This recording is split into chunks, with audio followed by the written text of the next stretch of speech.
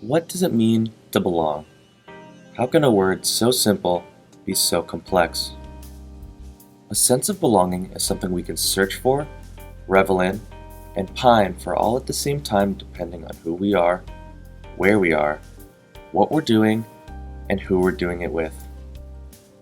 This sense of belonging can also have drastic effects on the mind, including a reduction in anxiety, depression, hopelessness, loneliness, social anxiety, and suicidal thoughts.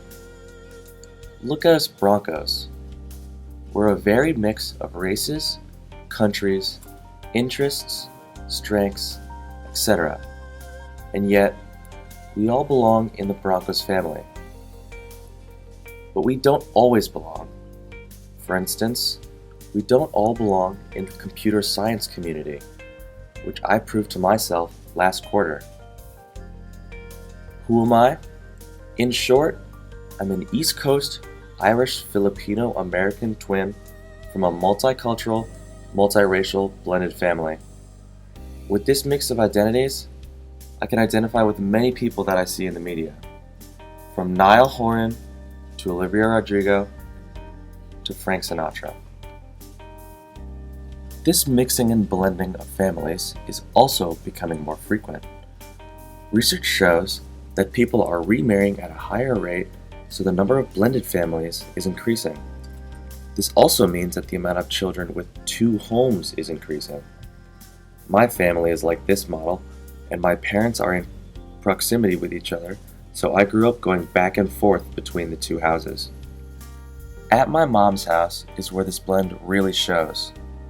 My two biological siblings and I have lived with my Irish mom, African American stepdad, two stepbrothers who are also half Indian, and much later, our half-brother came into the picture. We were all very young when we met, so we have always thought of ourselves as family. This is a big positive because many times, step-siblings meeting and accepting each other is a very difficult process. But they have been my best friends ever since I can remember. It's a sad truth that even though we're all one big happy family within our four walls, society will judge us differently as soon as we step outside. Living in a generally homogeneous neighborhood, we realized that we were not part of the norm. Our racial differences were sometimes highlighted as we were often referred to as friends by people that we didn't know, instead of what we saw ourselves as, which is family. Having this happen from a very young age made us feel like we weren't quite understood by others. However, we saw this in a positive light because we had a relationship that others didn't.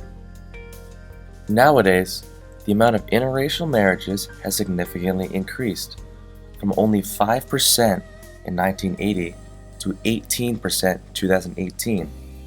This really shows that this is definitely a growing population in the United States. At our dad's house, we're a more typical Asian American family. For instance, our dad's house is the zoo that is filled with many kids always yelling and is much more serene. Here, we appreciate various Asian influences in our everyday lives, which are different from the solely American culture at our mom's. My dad is Filipino, and my stepmom is Chinese, and we embrace these identities mainly through food and holidays. We have grown up eating foods like pancit, lumpia, chicken adobo, and a number of stir-fries. We have also celebrated Chinese New Year ever since we were little, decorating our house in red and giving out the lucky red envelopes. We embrace these aspects of our culture, and this makes us feel closer as a family and closer to our parents' Filipino and Chinese cultures. It's odd to think that I belong in both the cacophony that is my mother's American household and the serenity of my dad's Asian household, but if I step in any one direction, I can suddenly feel like I don't belong. So how does my biracial, multicultural identity impact my sense of belonging? First, it impacts everybody very differently. According to Pew Research, only 70% of Asian white biracial people even consider themselves multiracial. I'm definitely in that majority. Another study by Kevin Nadal et al. Many multicultural people believe that they didn't fit in with their extended monoracial families. I can relate to this because when I was younger, I went to the Philippines to visit the family that I have over there. My siblings and I felt that we didn't quite fit in with them because we looked very different and had to learn many different customs like mano po before meeting them. It also made me sad when I noticed that they wouldn't have the same opportunities that we would have, such as healthcare, financial compensation, and opportunities with work and school just because of the place that we were born. However, we still celebrated these differences with learning another facet of our background and being treated to many homemade local delicacies.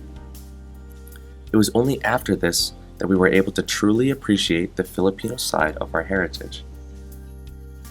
As you can see, I don't quite fit the stereotypical molds that people think of. I'm more of a custom mold with my own bends, depths, and sharp edges. There are even stereotypes around foods, particularly spicy foods, that play out in our family. Half of it likes spice and the other half doesn't. With a family like mine, dealing with the multifaceted issues of race, culture, societal pressures, etc., we've made our peace with what it means to belong. For me, I've learned that every one of us is searching for a sense of belonging. My family has taught me to never judge a book by its cover and that there is strength and beauty in our differences. They've also taught me that it is okay to not feel as I belong, as it's part of life's journey. I now treat this sense of belonging as an invitation to expand my personal horizons and a gift that I can give to others with a simple welcome and a smile.